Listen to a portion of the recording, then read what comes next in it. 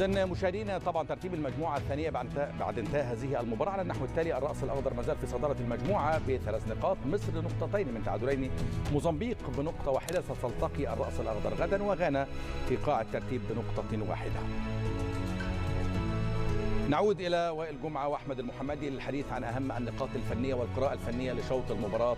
وائل، يعني تعقيبك على هذا التعادل وتقييمك للأداء الدفاعي للمنتخب المصري في هذه المباراة. على مستوى النتيجة تعادل جيد للمنتخب يحافظ على أملنا في الصعود يا أحمد، إنما على مستوى الأداء أكد لي أن فيتوريا أقل من المنتخب المصري، أقل من تدريب المنتخب المصري.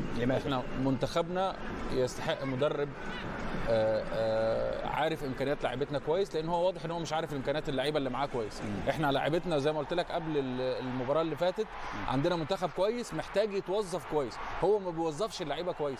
للمباراه الثانيه نفس الاخطاء في التشكيل، نفس الاخطاء في التغييرات، شايف الغلط والعيب فين ومش عارف يصلحه. مخضوض وشه واقف على الخط. انا شفت لقطه قبل المباراه، لا مدرب مخضوض، ما هو يعني المباراه تحس ان هي كبيره على شكله، تغييراته ووقفته وتعامله مع المباراه، لا مخضوض من حجم المباراه وحجم اسم المنتخبين اللي في الملعب. لا احنا منتخبنا كويس وعندنا لعيبه كويسه. لما اللعيبه حست بالمسؤوليه في النص الثاني من الشوط الثاني كان في رد فعل ممتاز من اللعيبه مش من المدرب. يعني أنت ترى ان اللي انا شفته ده رد فعل لعيبه، ترى ان روي فيتوريا لا يصلح تدريب المنتخب المصري؟ مش لا يصلح، انا بقول لك، قلت لك هو اقل من المنتخب المصري. ما هي معناها كده. لا يصلح دي بقى مش انا اللي هقولها، انما انا بقول لك هو اقل من امكانيات المنتخب المصري، او مش عارف امكانيات المنتخب المصري. طيب، يعني طبعا تصريح من الكابتن وائل جمعه حول طبعا روي فيتوريا. محمدي، انت لعبت طبعا مع هيكتور كوبر الذي كان بيلعب بواقعيه تكتيكيه الى حد ما ووصل الى مباراه النهائيه. كابتن وائل كان مدير كوره مع كيروش الذي كان يلعب بنفس الفكر التكتيكي الدفاعي، ووصلنا الى المحطات النهائيه. لكن روي فيتوريا مختلف حتى الان، الفريق ولا تعرف هو فريق بيضغط ولا بيدافع، ما عندوش خبره تدريب المنتخبات. لا مدرب يفقد الخبره في تدريب المنتخبات، وده بان في اول مباراتين في بطوله كبيره زي بطوله افريقيا. جرب في مباراه موزمبيق، جرب في مباراه غانا اليوم. منتخب مصر مش حقل تجارب، انت منتخب مصر ده منتخب كبير. النهارده في مباراه غانا تحس ان هو محترم منتخب غانا زياده عن اللزوم. في الشوط الاول الثلاثه اللي قدام صلاح مصطفى ومرموش بيدافعوا من بعد دايره خط الوسط. انت منتخب مصر لازم تضغط. اللي حصل في الشوط الثاني، انت لما ضغطت منتخب غانا من قدام بدا ان يكون في اخطاء من مدافعي منتخب غانا، وده ادى الى هدفين. طبعا تريزيجيه وعدم البدء بتريزيجيه غلطه كبيره جدا من فيتوريا، وده باين لك ان هو مدرب قليل في خبراته مع التعامل مع اللاعبين.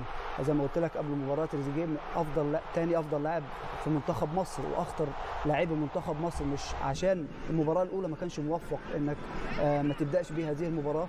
شوف تريزيجيه النهارده كان السر في تحول منتخب مصر بعد نزوله في الدقيقه 68. شوف حتى لو مش موفق في المباراه بيحاول ان هو يبذل اقصى ما في وسعه لصالح منتخب مصر، وده اللي حصل في الهدف الثاني. ادى بشكل كويس جدا بعد نزوله. تغيير تريزيجيه كان متاخر، انا قلت لك ما بين الشوطين كان لازم يغير النني بتريزيجيه، وده اللي حصل. منتخب مصر بعد كده بدا يظهر بشكل كويس جدا، بدا نص الملعب يظهر بشكل افضل بوجود حمدي وامام، اللي انا بشوف كان افضل لاعبي منتخب مصر في الشوط الثاني. امام عاشور بذل مجهود كبير جدا وكان عنده اصرار كبير. ده طبعا الهدف الثاني تريزيجيه، ده الهدف ده 90% من الشغل اللي تريزيجيه اشتغل بشكل كويس جدا. ومصطفى طبعا انهاء رائع. فمنتخب مصر ظهر ازاي بشكل افضل الشوط الثاني. انا اتفق مع كابتن وائل، ده مش شغل مدرب خالص، ده شغل اللاعبين حسوا بخطر الخروج من البطوله، اجتهدوا بشكل افضل. تغييراته كانت متاخره، ما قدرش المباراه بشكل كويس، وده ظهر ان هو قليل في تدريب المنتخبات، ومنتخب مصر كبير عليه. طبعا هذه كلمه من احمد المحمدي والجمعه حول طبعا قراءه روي فيتوريا للمباراه ولاداء المنتخب المصري اليوم. طبعا حتى الان روي فيتوريا لم يقنع في هذه البطوله. نتحول الى ملعب المباراه مشاهدينا والى الزميل عمرو فهمي ومعه عمر كمال عبد الواحد لاعب المنتخب المصري، نتابع ماذا قال بعد المباراه.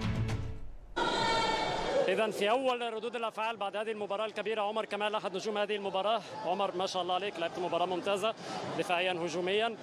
اليوم شعرنا أن الفريق أظهر شخصيته الحقيقية حتى بعد خروج محمد صلاح. ما هو السر؟ ماذا دار بينكم بين شوطي المباراة؟ لا والله الحمد لله على التعادل، وإن شاء الله لسه في أمل نسعد الجماهير المصرية بإذن الله. وزي ما أنت عارف معدن اللعيب المصري بيبان في المواقف الصعبة، وربنا يكرمنا إن شاء الله في الماتش اللي جاي بإذن الله ونصعد. والواحد بيعمل على قد ما بيقدر في الملعب وأزيد كمان، وإن شاء الله ربنا يجازينا خير إن شاء الله بإذن الله. المباراة القادمة أمام الرأس الأخضر، مباراة الصدارة إن شاء الله، يعني كيف ترى الاستعدادات بعد مباراتين صعبتين الواحدة تلو الأخرى؟ والله لازم الناس تعرف إن ما فيش ماتش في كأس الأمم سهل. حتى الفرق كلها اللي كانت زمان الناس بتقول عليها مش قد كده، دلوقتي كلها يعني كل اللعيبه بتاعتها بتبقى محترفه بره انديتها وبره بلادها، فبتبقى الموضوع بيبقى صعب على اللعيبه كلها.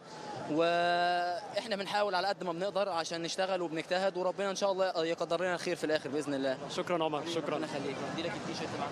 إذا مستمرون في رصد ردود الأفعال، معنا نجم هذه المباراة ربما عمر مرموش. ما شاء الله عمر، أداء ممتاز ما شاء الله، سجلت هدف وكنت متألقا من البداية حتى النهاية. في رأيك يعني كيف حافظ اللاعبون المصريون على هذا الشكل الجميل حتى رغم إصابة صلاح التي أحدثت هزة، والجميع كان يعني قلقا أن هذا الخروج قد يؤثر على الفريق؟ احنا الحمد لله عملنا ماتش كويس وعرفنا نتعادل في الاخر. دي ورت روحنا عامله ازاي، وان احنا فرقه واحده وكلنا بنلعب على قلب راجل واحد. مش مهم مين يجيب، مش مهم مين يعمل اسيست، مش مهم مين يبقى نجم الماتش. اهم حاجه ان احنا بس نكون فرقه ونكسب كفرقه. كنا بنهاجم كويس قوي وبندافع كويس قوي برضو كلنا مع بعض، وكنا كلنا بنجري وبندي اقصى ما عندنا. أريد أن نتحدث عنك بشكل شخصي. أنت اليوم لعبت في نهاية المباراة رأس حربة، في البداية جناح أيسر، غيرت مركزك أكثر من مرة، وفي كل التجارب ما شاء الله كنت على المستوى. بدايتك المتميزة مع فرانكفورت هذا الموسم، نستطيع أن نقول أنها ساعدتك على الظهور بهذا المستوى في أول بداية لك في الكامب؟ الحمد لله بشتغل يعني جامد جدا ان انا ابقى ظاهر بالشكل ده. زي ما انت قلت لعبت فيرود في الاخر، كنت هاف شمال في الاول، وانا في ناديه بلعب فيرود، فانا متعود العب فيرود، وهنا في المنتخب دايما بلعب هاف. فالحمد لله احنا بنحاول ننفذ المدرب بيقول لنا عليه، وانا طبعا مبسوط جدا. بس للاسف ما عرفناش نجيب ال3 بونت، بس ان شاء الله احنا مركزين في الماتش اللي بعده. كيف ترى مباراة الرأس الأخضر؟ آخر سؤال، مباراة الرأس الأخضر كيف تراها؟ آخر سؤال، المباراة القادمة. احنا هنحل المباراة المرة دي الماتش ده، ونتمرن ونحاول ان احنا نرجع نفسنا للفتنس اللي هو قد ما نقدر، وبعدين نبقى نشوف ان شاء الله يعني داخلين نكسب. منتخب مصر بيخش ماتش غير ان هو داخل يكسب. شكرا عمر، وبالتوفيق دائما في القمة. شكرا. إذا كان هذا عمر مرموش، عودة إليكم.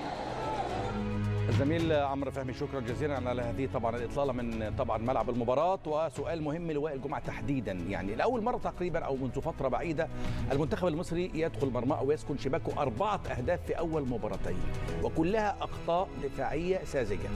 ما هو السبب؟ هل تكتيك روي فيتوريا ام ان ايضا هناك اخطاء من اللاعبين؟ اختياراته هي السبب. ان احنا عندنا زي ما قلت لك عندنا لعيبه كويسه يا احمد في كل المراكز اكتر من لاعب. الاختيارات انا يعني انت بتجرني ان انا هتكلم على لعيبه بشخصهم.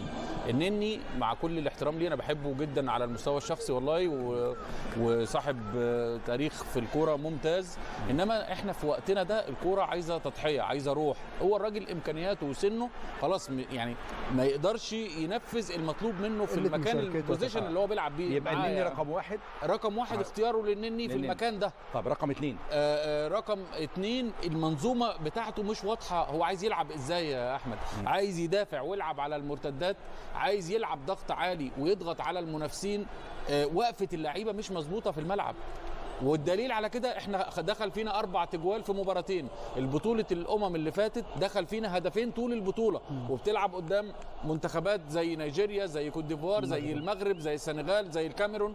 كل دول ما جابوش فيك غير جولين طول البطولة. فالمنظومة بتاعته والشكل الخططي بتاعه داخل أرض الملعب مش واضح للعيبة ولا لينا، فاهم؟ تمام. فغياب الروح عند اللعيبة برضو المدرب ليه دور في ان هو يشعل الروح دي عند اللعيبه، يحمس اللعيبه، يساعد. الخضه اللي عنده دي مش كويسه لمصلحه الفرقه. محمد، تعقيبك على هذه النقطه، على الاداء الدفاعي السيء. اتفق مع كابتن وائل، مفيش تكتيك واضح، مفيش سيستم واضح لمنتخب مصر. يعني دايما المدربين بيبقى عندهم بلان ايه بلان بي، هو ولا عنده بلان ايه ولا بلان بي. مفيش شكل واضح لمنتخب مصر. يعني انت بتلعب على لو بلوك وبعد طب كده كابتن وائل اتكلم في عناصر، يعني النني مثلا المفروض مين تاني في قلب الدفاع؟ اتكلمنا عن النني كتير. هو طبعا اختياره. هل ممكن تغييرات في قلب الدفاع من بعض اللاعبين؟ اعتقد عبد المنعم وحجازي الاثنين.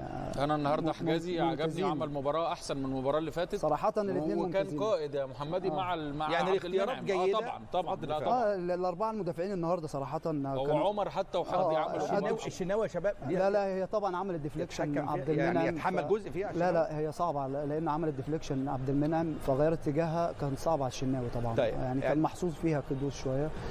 لكن نرجع لفيتوريا.